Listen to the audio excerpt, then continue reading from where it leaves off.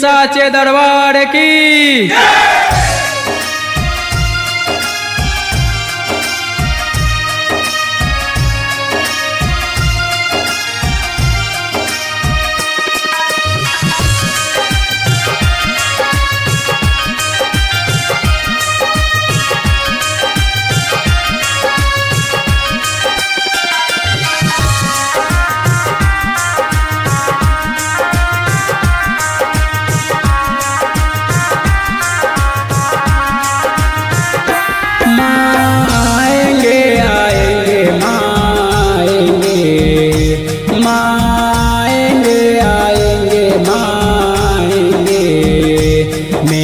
झोपड़ी के भागा जे भूले जाएंगे माएंगे।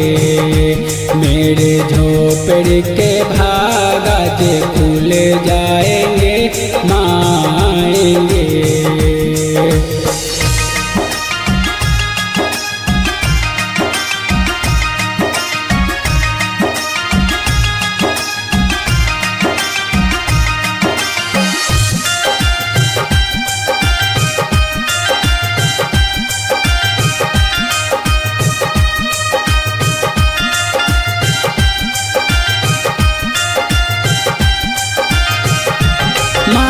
आएंगे तो मंदिर सजाऊंगा,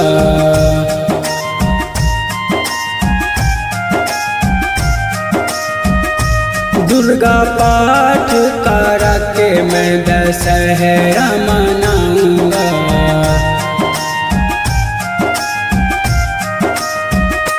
आएंगे तो मंदिर सजाऊंगा, दुर्गा पाठ करा के मैं दशहरा मनाऊंगा। मेरे जन्मों के सारे पाप मिट जाएंगे माएंगे। मेरे झोपड़ी के भागा जे खुले जाएंगे माएंगे। माएंगे आएंगे माएंगे, माएंगे आएंगे माएंगे।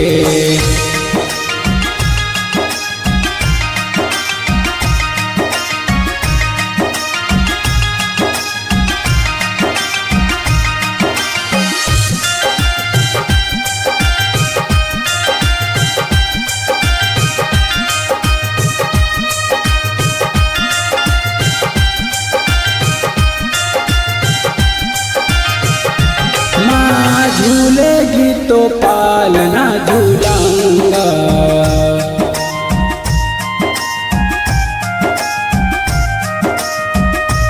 मीठे मीठे मैं तो भजन सुनाऊंगा।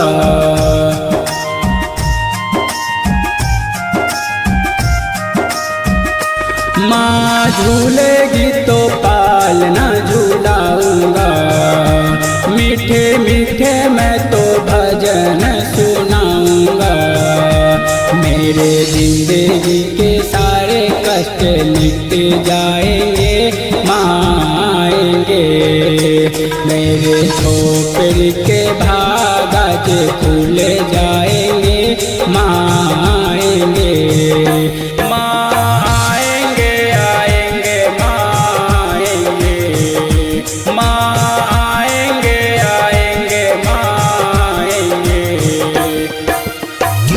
Kanchan Raj digital recording studio, name चौक, चौसीमा।